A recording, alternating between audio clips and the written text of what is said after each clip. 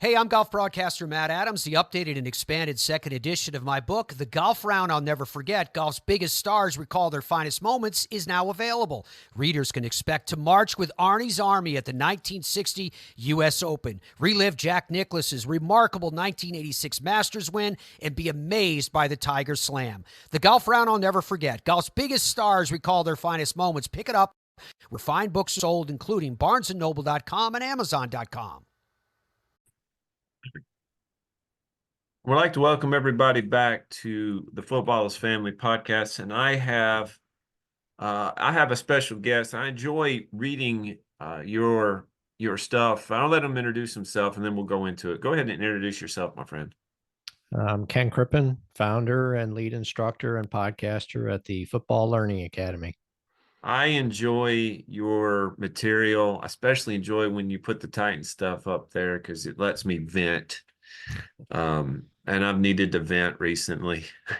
Mm-hmm. But you have very interesting stuff, lots of facts, and a lot of good interviews with people. I think I've been part of a couple of them, if I remember correctly.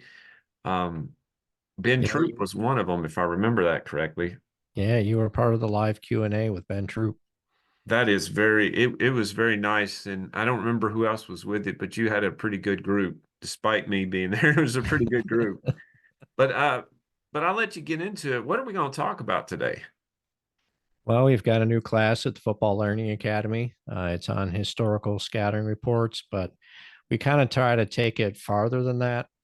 This was something that my colleague Matt Reeser and I had started many years ago, where we wanted to take a look at film of older players, especially people that fell into the seniors pool for the Pro Football Hall of Fame. And we evaluated all that film and put out these scouting reports. And so when I brought it over to the FLA, I added in additional things like biographies, testimonials, honors, statistics, things like that. But another thing that I'm adding to it is videos of players, interviewing them on the techniques that it takes to actually play their particular positions. So, for example, we've got Pro Football Hall of Famer Ron Mix on there. So there's a video with him talking about offensive line play during his era. And over time, we're going to add more and more of these videos to the website so that now you can see not only how to play the position in that era, but how things have changed across multiple eras. So it's a lot of fun putting this together. And like I said, it's going to just constantly expand. When did he play? I'm trying to remember, but I can't place his time frame. 1960s into the very early 70s. So he was with the Chargers all of the 60s, and then he was with the Raiders in 71. That's where I remember his name, with the Raiders. He played around the same time as Deacon Jones. I can't imagine blocking during that time just because of the lax rules they had, especially on the Deacon slap type stuff. I mean, the protection they had, it must have been insane. Not only that, if I remember it correctly, interceptions were not that big of a deal back then. So why would you want to protect your quarterback if he's just going to toss the ball and throw? When Jameis Winston got 30 interceptions a couple of years ago, that we thought that was awful. That was a normal year for some of those guys. Pretty much, yeah. And actually, Ron talks about that in my interview with him. He talks about Deacon's head slap. So I'm going to leave that as a teaser that you got to watch the video to get his answer on that. I watched that, and I don't know how Deacon didn't break his hand. But of course, those helmets are different than they are now. So that might be part of it. Yeah, and you're going to have some padding on your, taping up your hands and stuff like that. So that gives a little bit. But yeah, I mean, I would think even with the helmets of those days, smacking those helmets is still going to be pretty painful. So we talked about a couple of guys at least. I think I might have mentioned another one, but I can't remember. Were you able to look at those people I mentioned, look at some film? Yeah, I took a look at you had three of them that you had mentioned. So Jay Cutler, Derrick Henry, and John Elway. So Okay. Derrick Henry. Now, Ken, this is a common knowledge on this particular channel. I'm not ashamed of it. I own a large collection of Jay Cutler memorabilia. Got two Mhm. jerseys. I still, if anybody has a Dolphins jersey, I would like you to message me because I don't have that one. Mhm. I have the first. Well, I've got a lot of stuff. It's a sickness. It really is a sickness. He was a Vanderbilt guy, and that's the only guy that we had that I remember watching. Uh, when he was in 2006, when he was drafted, he came out and to me, he should have been the Titans should have picked him up. Mhm.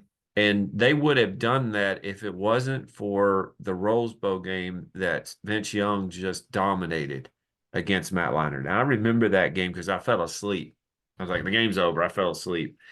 Woke up and I saw Vince Young holding a rose. I'm like, oh my goodness. So I watched the game later on and he dominated that. Mhm. And Bud Adams said, we want him because he reminded Bud Adams of Steve McNair so much. The only problem is Steve McNair was worlds better. I mean, just Mhm. worlds better. And Vince Young had the talent, but Steve McNair had the drive. And you have the drive and the talent. That goes a long way. But what did you see when you watch film of Cutler?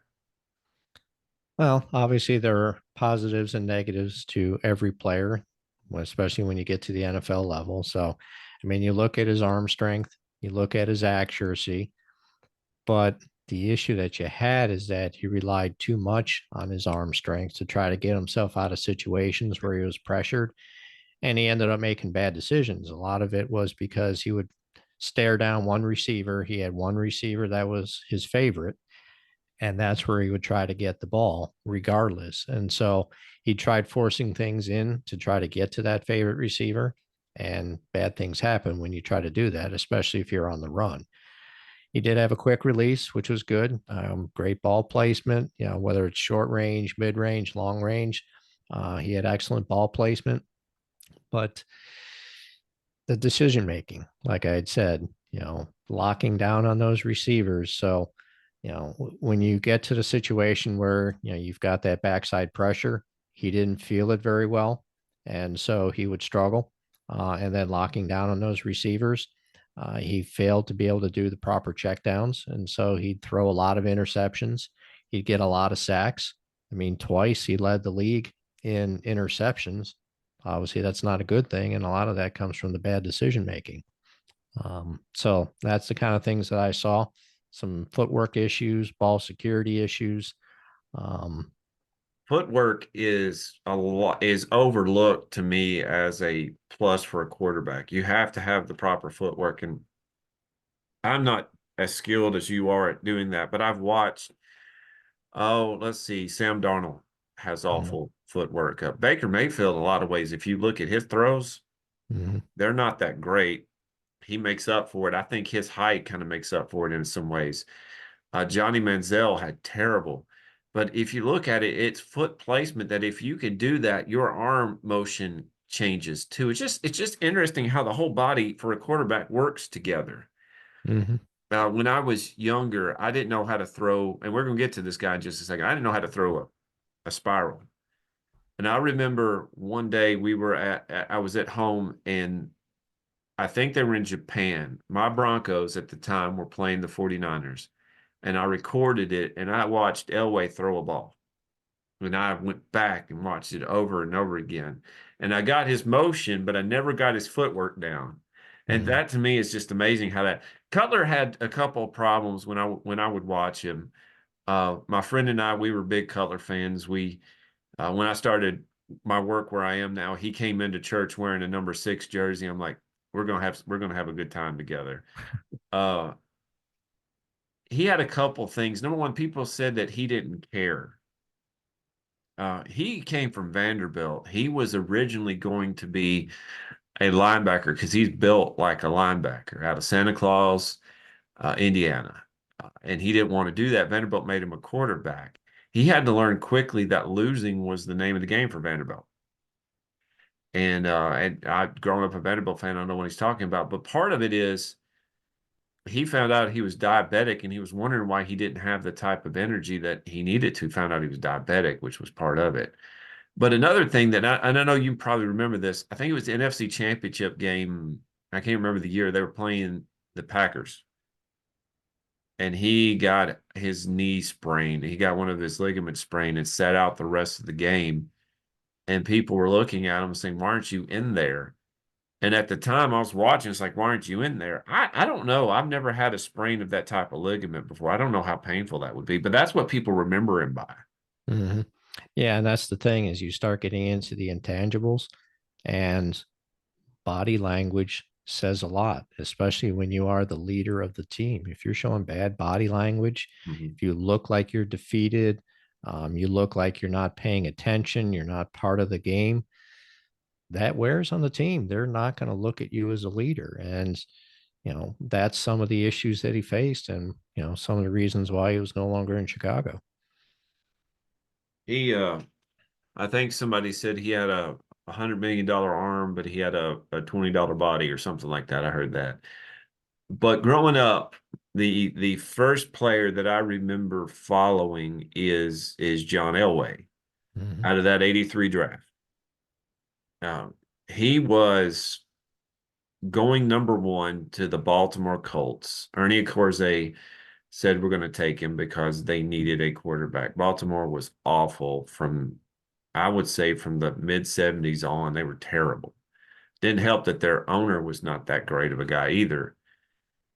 But we all know the story behind that. Elway said, "I will not play for," who was the coach at the time? Frank Kush. Yeah, Frank Cush. He wouldn't play. Actually, his dad said that he wouldn't Mhm. play for Frank Cush.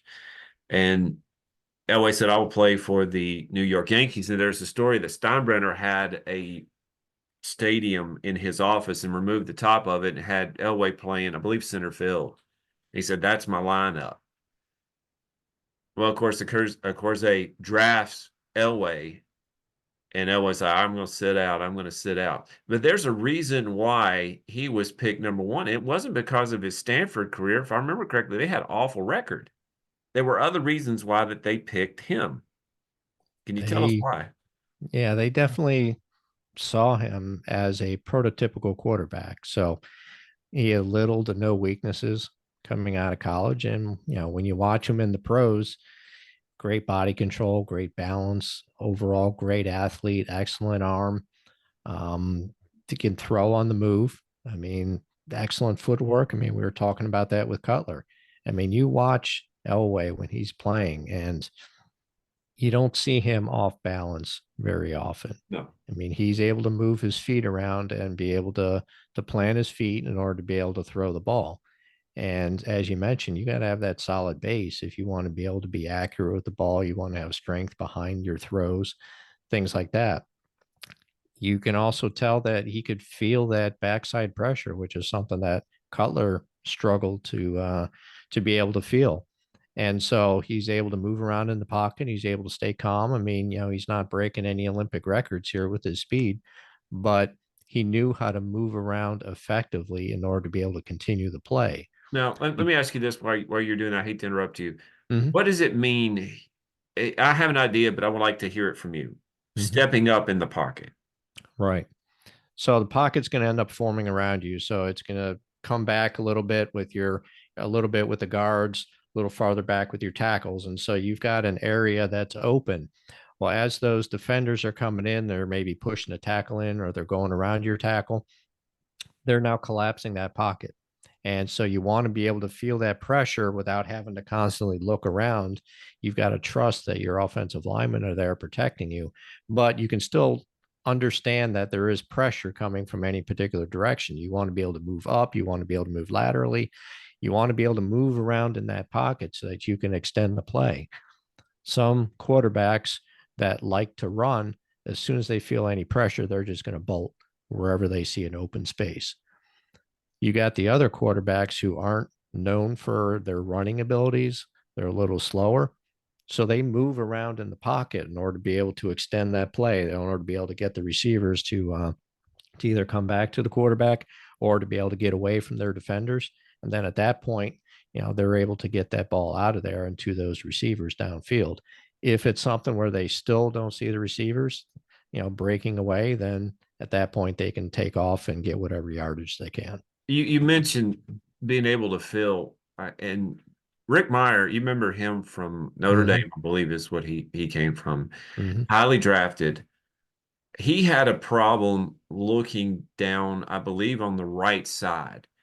He was so good on the right side that when people would watch tape, they would put their defenders on that side, which would take away his strength. Hmm. And he couldn't react to that.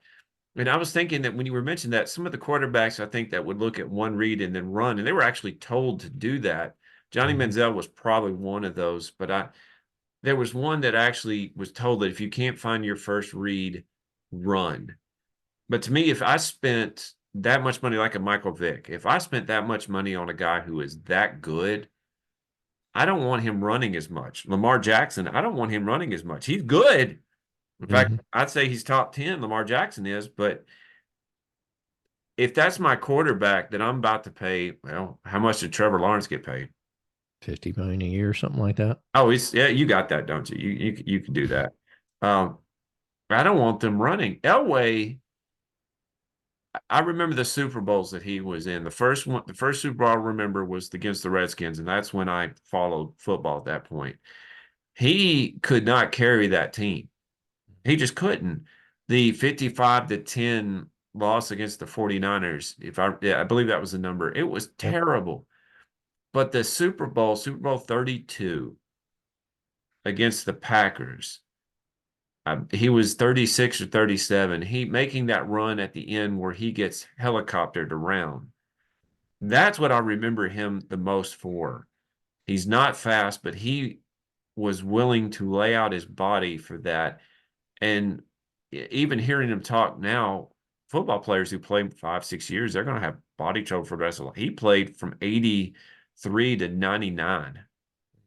Good gracious. I mean, at one time they were talking about his arm, his forearm, he got hurt. It said it looked like a Popeye arm Mm. and it never got healed. Uh, Elway, it's a testimony to a player that when somebody else is drafted, they say he's Elway like. Hmm. Yeah, I mean, having that linebacker mentality. I mean, you think of Jim Kelly the same way, where he played like a linebacker, where he had no trouble taking on the hits. If he decided to run, he didn't always look to immediately run, but when he had to, he was out there and he was taking on those hits. And so when you're looking at some of these quarterbacks, you're talking before that, they look at one receiver, and if that receiver's not open, they just immediately run. I mean, you want to look at their progressions. You want to look, are they doing, say, a quarter field progression, half field progression, three-quarter full field progression, where they're looking across the entire field in order to check down to their second, third, fourth options. And then, even the running back out in the flat or something like that, you want to make sure that they're looking for those things and not just, as soon as they feel the slightest little bit of pressure, they're pulling it down and they're trying to run. When When you do did that, oh, go go ahead. ahead. I'm sorry. No, I was just going to say, when you do something like that, then the defenses are going to know that. Like you said, they're just going to roll over to the right side when you're playing against Rick Meyer, because they know that, okay, he's going to look over there. That's where he's checking down to. And otherwise, he's going to run if he doesn't see anything there. When did Marvin Harrison, and it has been broken by the wide receiver out of the Saints, but when did Marvin Harrison? It was 143 receptions. When did he do that with Peyton? Was it 90? It was early 2000, wasn't it? I I can't think remember the so. exact I date. just don't know the year off the top of my head. He, I was looking at that and thinking, why did Marvin Harrison get that type of number? Peyton was good. We know that his rookie year, he got destroyed. He was on a terrible team and he got destroyed, but he felt comfortable with one guy. Could that be that his progression just started and ended with Marvin Harrison, or could that be that Marvin Harrison was just that dominant? I think it could be a combination of both. I mean, Peyton would spread the ball around more than, say, like a Jay Cutler would. But still, I mean, you're going to have your favorites on the team. I mean, you look at Patrick Mahomes, who's his favorite? Travis Kelsey. He's the only one that So, could catch anything. yeah, well, that's true. But, he did have, Tyreek Hill there a few years ago. So he did have decent receivers there that he took advantage of. But yeah, you're going to have those receivers that you really enjoy throwing to, that are going to be clutch receivers. And if you throw it in their general vicinity, they're going to catch it. But, you do need to spread it around, because if you're focusing on that one receiver, then you're just going to double or triple team that guy and you're going to be screwed. So Michael Peyton knew Thomas. that. Michael Yeah. Thomas. Yeah. So, I mean, Peyton knew that. And so he was able to spread it around while still making sure that his favorite guy got the ball.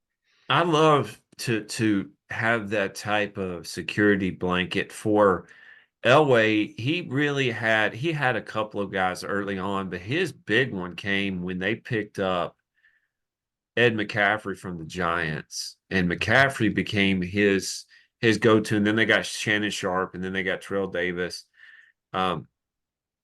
That's when I remember Elway becoming more comfortable. He won MVP and had a terrible year compared to now. He won an MVP and had a lot more interceptions than you would think an MVP because he didn't have the receivers. Ed McCaffrey comes in. Rod Smith, they didn't even draft they didn't draft him. They got him free agent. They picked up Shannon Sharp. They got Terrell Davis. Their offensive line was better. They had a great defense, and then they won 2 Super Bowls. It's surprising when you give the guy weapons what he can do. That was the same thing with the 99, 2000, 2001 Titans, where they put it together those 3 years. They should have won the Super Bowl against the Rams, and they should have gone the next year, but the Ravens, that's why I can't talk about the Ravens. Tell you a story, Ken. My wife and my daughter went to Baltimore and went to an Orioles game, which I would love to go to Camden Yards. It's beautiful. They took a picture of a Ravens logo and sent it to me and said, "This is for you." It's like, thank you. Still hold 2000 against them. But when you have the team around him, and this is leading into the Derrick Henry discussion, it's amazing what happens when the team just meshes. And that happened just a few years ago for my Titans. I remember when we picked up Henry in the second round, and the people around here were like, why in the world would actually the volunteer fans around here, because they're everywhere, they said, why do we want a Crimson Tide player? And I was like, have you ever watched him play? They had D'Amico Ryans at the time. D'Amico Ryans was not the dominant player he was for the Cowboys and for the Eagles, but he still was good. He still was a running back one lower down, but he's still good. Derrick Henry is a freight train that can run. I was there. In fact, I'm showing you this. I was there when this took place, and it's kind of got a sheen to it. I was in the upper deck when he ran 99 yards to score a touchdown. And I was like, that can't happen. It's about to happen. He face planted 2 or 3 Jaguars into the ground. He came out, it surprised me that he was a second round pick, but is that because he was a running back? Yeah, I mean, yeah, I would say that running back, they're not valued as much as other players, say like a quarterback or maybe even a receiver. There were some downsides to him. Obviously, there's tremendous upsides to him. So, I mean, you look at him, he's got speed, he's got strength, he's explosive, he can obviously break through tackles, great vision. He can see the blocking ahead of him and make the cutback to get through the hole. He's essentially a one-cut runner, so he can bounce it to the outside and then one cut and he's going downfield, or you just go straight downfield, whether it's through the center, through the guards or tackles or something like that. So he can go in any direction on the field itself. The issue that you sometimes have with him is that he's not able to have the vision to see the smaller holes or say maybe some of the secondary running lanes that form. And so he'll hit the first one. But if blocking ends up closing up and he's got a smaller hole to get through or something, he could have a little bit of issue with that. He also runs very high. So they talk about you want to have your pads in front of you, and he's not leading with his pads. He's more standing straight up. And when you're 6'3", that you need to have that lower center of gravity. And so he tries to, instead of making moves on players, he just wants to bowl them over. So you're going to see more of a Jim Brown, Earl Campbell type of run than you are a Barry Sanders kind of run. He's not going to make multiple cuts. He's not going to juke around or any of that kind of stuff. He's just going to try to bowl you over once he starts initiating that contact. So he does get vertical quickly. He can, like I said, he can run inside and outside. And so I did take a look at some of the statistics when you take a look at his 2,000-yard season, just to kind of see, okay, where did he like to run? So looking at some of the stats, I mean, left and right of the line going outside or to the left and the right side was pretty even as far as the number of carries, but the right side, he was far more effective. I mean, almost a yard and a half difference per average, for the average per run on that. So didn't go up the middle as much, but was pretty effective going up the middle. When I watched him, he needed to kind of get that speed up. So going to the right or left would make more sense than going up the middle. Mm-hmm. Now, do you have if it was a strong side run or a weak side run? Or is that even a thing? I don't have where the tight end was located to tell you where the strong side. All right. So the tight ends during the Titans runs were pretty solid during the 2000 run season. With a 2,000-yard season were pretty solid. The wide receivers would block in as well. Sometimes you'll find the wide receivers will be off the line of scrimmage or off from the tight end a pretty good distance. When you would see them run, they would come in and just hit hard. Now they really brought into Vrabel's toughness. You'll see that with the offensive line. The problem with that is the offense. I think Henry did this despite the offensive line, which is ticked me off so much that the Titans had Ryan Tannehill at his best. They had great adequate receivers, and then they had Derrick Henry and a defense that could do certain things, but the offensive line they're just awful. And now even after 2 first-round draft picks, and I think J.C. Latham is going to do fine. People can give him grief. I think he's going to be fine. Even now, after 2 years of first-round draft picks for the offensive line, they're still giving us a D grade. Some of the things I'm looking at, like just give them a chance. Henry, 2 things about him that I enjoyed reading was drafted, I believe, in 2016, around that time. He came out of the Nick Saban running back room, which had Mark Ingram at one point. It had Trent Richardson at one point. We'll get to him in just a second. I think Henry was low on the list and just developed and became a Heisman Trophy winner. So at one point, we had 2 Heisman Trophy winners in the backfield. We had Mariota and we had Henry. He went in the exact opposite direction of a Trent Richardson. Trent Richardson couldn't read an opening if it was right in front of him. You see pictures of him hitting holes that were not there when there was a giant hole in the middle. Henry didn't have that into him until Eddie George said, "Son, we need to talk." And that's actually his words. He said, "We need to talk. Come here. You are bigger than everybody. You're faster than everybody. Why are you tiptoeing around?" Eddie George, during his run at 96, 97, 98, 99, 2000, never tiptoed. Well, when Ray Lewis hit him one time, he started tiptoeing a little bit, but anybody would probably do the same thing if Lewis hit him. After that, Henry became the dominant player that I still believe he will be today. I hate that he's a Raven, but I understand that at 30, you kind of don't want to invest a lot into a running back. But now that the Ravens have Henry and Lamar in the backfield, their running total is going to shoot through the roof. Yeah, I would agree with that. But when Henry became a receiver out of the backfield, his game, you talk about a baseball player being a five tool baseball player. He became not only a speedster, he didn't fumble much. He did fumble, but he didn't fumble much. But he could receive, he could catch, and then just burn them on the sides. That's when I started thinking that we've got something special here. Not only could he run, but he could catch. Yeah, and that was not what he did at the Crimson Tide. That's not what he did. Yeah, I mean, I would agree with you on that. Is that you open him up and get him into the open field instead of having to try to burst through holes. I mean, that speed and that strength, you're just going to be stiff arming people down the sideline. So, yeah, I mean, that's definitely a great way to use them. It also tries to eliminate some of the wear and tear that you're going to have. I mean, you try going up the middle, getting pounded by those linebackers and defensive linemen all the time, that's going to wear you out. And one of the negatives that people usually see coming out of Nick Saban's offense is that he beats the crap out of his running backs.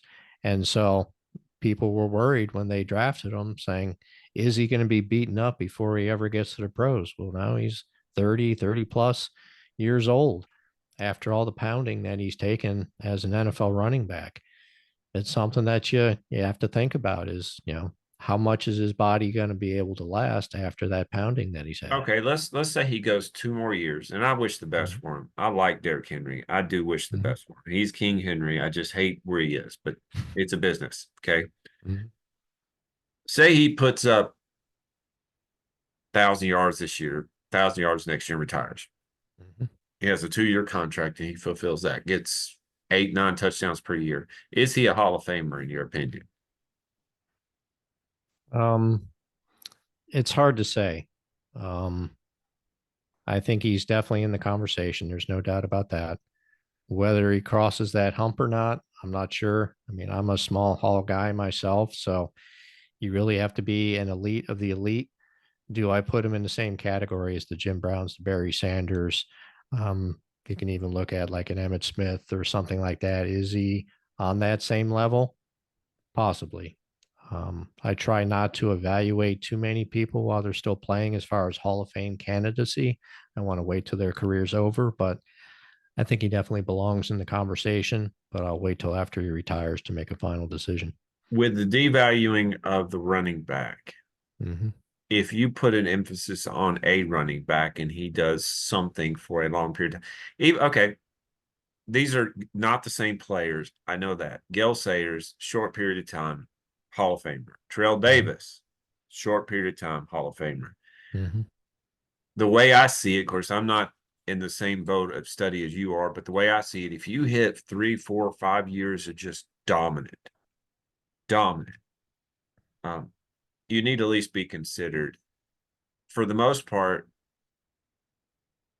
those two guys I'm thinking have been very short period of time. Even Earl Campbell, he was dominant for a short period of time till his body wore out. And I say short, 6, 7 years. That's short in the NFL world. But to me, the best comparison of a Derrick Henry would be he's a bigger Earl and a faster Earl Campbell. But Earl Campbell left such a legacy for the Oilers that do the Titans view Derrick Henry in the same way? Probably a newer generation does, but for people that remember Earl Campbell, it's going to be him. Yeah, I mean, I would definitely lean Earl Campbell on that, but Derrick Henry definitely has some additional skills that Campbell didn't have. We'll see from the longevity standpoint if Henry's going to stay around, and how long he stays around, how effective he is while he's around. So, I mean, we'll just have to see how the next several years works out for his career. If you go in, Derek, and I know you're listening, go in wearing the Titans blue, please. Just a fan saying, please do it. Got a couple minutes, Ken. Can you tell us where we can find you here? Yeah, you can find us on our website at www.football-learning-academy.com. You'll see all of our classes there. You'll see a listing of all the podcast episodes, all of our social media channels, all of that stuff you can find from the website. It will be on this show notes in just a few minutes. Give us, like I said, we got about a minute left here. In your words, in your own opinion, of all the tape that you watch, what are some of the intangibles and stuff that people don't always notice until they watch tape that makes a player, regardless of position, makes a player valuable to a team? It really depends on the position itself as to what qualities you want to take a look at. I mean, for example, you've got quarterbacks. You're going to want to see, their leadership capabilities. You're going to want to see how they're able to handle pressure, things like that. If you're looking at receivers, you want to see, okay, what's their skill set as far as being able to read these defenses, make adjustments to these defenses. Same thing with a defensive player. How are you able to handle, say you're a defensive back, how are you able to handle the best receivers that are on the field? Are you a zone? Are you a man-to-man type person? How well do you play compared to your peers? Those are all the types of things that I'm going to look for when I'm evaluating players and ranking them as far as, how does this person stack up versus another person? I'm glad that you're watching the videos so you can help us through it. Thank you, very Mr. much. Ken, for coming on, my friend. Hey, thanks for having me. I appreciate it. And everybody tighten up. Talk to you next time. Hey there, sports history fan. This is Arnie Chapman, aka the Football History Dude, and I hope that you enjoyed this recent episode presented by the Sports History Network and were able to learn some good old-fashioned sports history knowledge nuggets. I started the Sports History Network back in 2020 with the mission to help podcasters find a community of like-minded sports history nerds, as well as helping aspiring podcasters to start their own shows. We have a little bit over 30 shows on the network right now covering all sorts of sports history, but as far as I'm concerned, we're just at the toothpick in the ocean moment, that can't even figure it out because there's so much more coming. We wanted to create the ultimate headquarters for sports yesteryear, starting with Podcast Network and our website, but we're going to continue to move into other mediums as well. And here's the cool part, because we want you to be part of our team.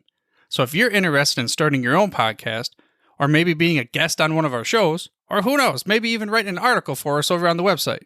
Seriously, all you gotta do is reach out to us on the contact page over at sportshistorynetwork.com. You can be as technologically savvy as a Neanderthal tapping on a stone trying to figure out this whole hieroglyphics thing back in the day. Again, it doesn't matter, because even if you don't understand the whole podcast space, we have a production team that can pretty much help you out with doing everything. All you gotta do, head over to sportshistorynetwork.com, head to the contact page, fill it out. That message goes right to me, and I'll reach out to you as soon as I can. But for now, dude, I'm through if you're through.